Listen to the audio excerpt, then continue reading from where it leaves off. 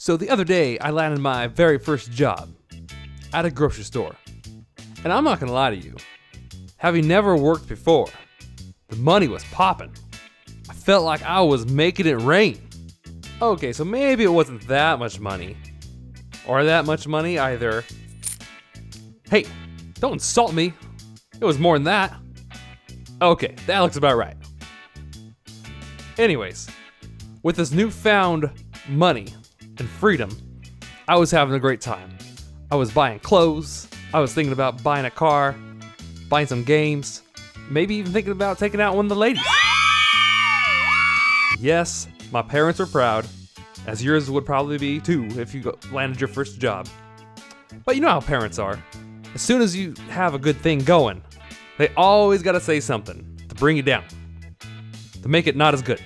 So my mom comes up to me and she's like, well, Chipper, you have to pay taxes now, but we're gonna claim you as our dependent, okay? You cannot claim yourself, okay? We're claiming you because we want that exemption on our return, but you should file a tax return now because you're making money. We can claim you as a dependent because to us, you are our qualifying child. At this point, my head is already starting to hurt. First of all, I'm like, qualifying what? I ain't no child anymore. I'm working, I'm a man. Second of all, why do I have to file a tax return? I'm already paying taxes out of my check.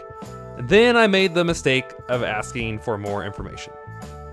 Obviously, you are new to taxes. Okay, so let me break it down for you. There are 6 basic dependency rules that you have to know in order to know if we can claim you as a dependent.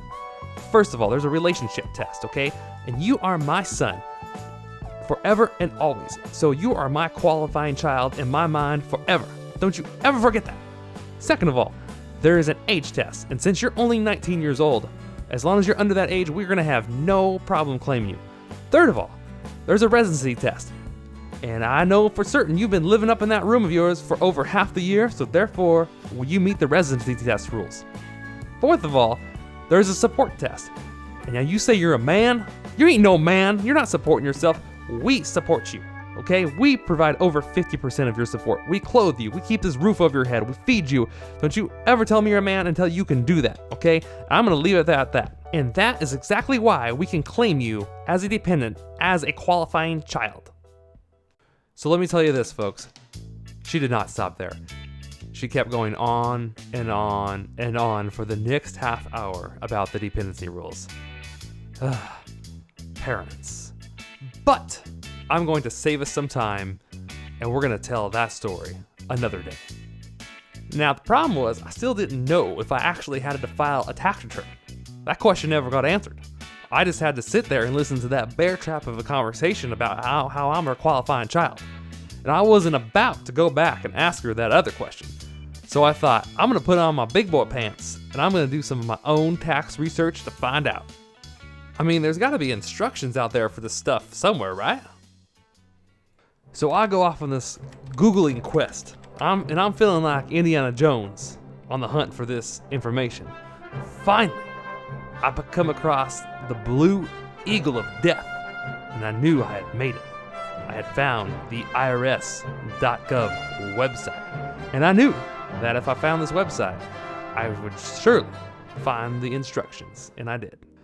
And once I found these instructions, I read, and I read, and I read, until my eyes wanted to bleed, but I found the answer I was looking for. Now, I'm gonna do you all a solid, because I'll be honest with you. Reading those individual income tax return instructions felt like sticking my head in an alligator's mouth. Woo!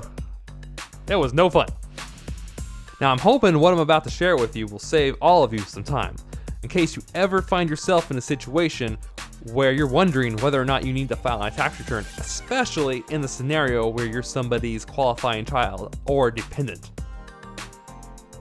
Now, I still encourage all of you to do your own homework on this. Do your own research. Because I ain't doing all of your own homework for you. I'm just a cockatiel, okay? Jeez, lighten up. Okay. So what I'm gonna do is I'm gonna leave a link in the description down below so that you can find these instructions for yourself. So you can be certain whether or not you need to file, because each person's situation is a little bit different. Now, let's get back to the story. So if you remember, I was reading these instructions, and finally, I stumbled across Chart B, which was titled For Children and Other Dependents. I immediately was filled with glee. I felt like Indiana Jones when he found the hidden treasure. So I read further, and what I discovered is that this chart talked about 2 different types of income. It talked about unearned income, and it talked about earned income. So I come to find out this unearned income is passive income. It's the type of income you hear that these rich people have. Well, right away I knew I did not have over $1,050 in unearned income. Now, I don't want to downplay myself. I'm not saying I live in a trash can. My home's nice, it's modest. But I don't have any interest income, dividend income, rental real estate income. It even includes things like unemployment compensation. I ain't getting that. I'm working at a grocery store, working my butt off. I don't know about you guys, but I did not fall into that category. So then I proceeded to move my eyes down to the next line, and I wanted to know if my earned income was over $6,300. And earned income included things like salaries and wages and tips. I felt nervous and scared. I started to feel sick to my stomach because I knew this one applied to me. So I quickly ran over and I grabbed my most recent pay stub from work. And I opened it up and I looked at my year-to-date gross wages. And it was over the $6,300. No, God! No, God, please, no! No! No!